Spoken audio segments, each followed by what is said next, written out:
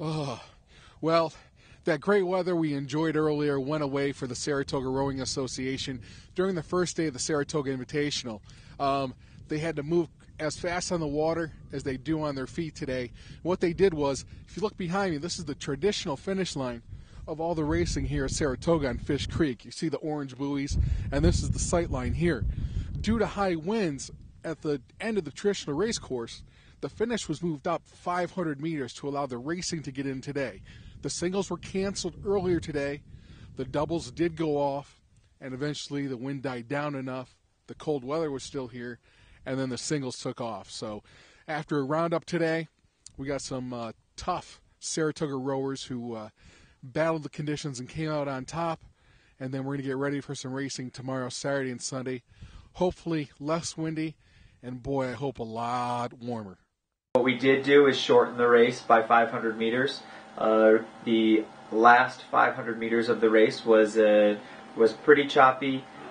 Might still have been rowable, but we didn't want to risk it in the cold weather of somebody catching a wave and flipping or something.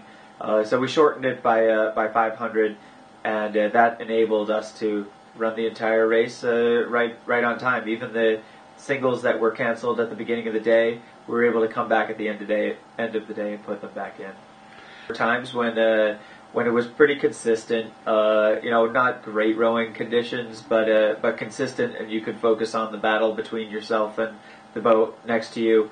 There are other times when you get hit by a gust of 30 miles an hour and you just want to keep your boat upright. So I would say between that and then the rowers' comfortableness in those boats, somebody who's been rowing in a single for a long time certainly is thinking less about survival and more about racing than somebody who's their fourth or fifth time in the single. They'll be just trying to survive the conditions. It's a little disappointing, but I think it's better that we get this today. With generally the small boats are not as big a deal as some of the bigger boats. Tomorrow, especially for for the guys running the races, they're worried about getting all the big boats with all the rowers on. And I think it's probably good. I mean, we have the fewest races today, and usually the least important in terms of points and coordination. So it's probably a better thing, but it's never fun. You guys have an advantage because you row on Fish Creek and you've rowed on Fish Creek in every imaginable condition. Do you have an advantage of getting through today? Not only winning, but getting through it? I don't know. Everywhere you can row in the wind. But I mean, we do have an advantage by rowing on a creek. We know where the wind picks up and where it doesn't. And we usually come out here in most conditions. But I mean, on today, everyone can be a little bit more prepared, but no one's really able to take any decent strokes. Yeah. Looking forward for better weather this weekend and in 2 weeks? Oh yeah. Oh yeah.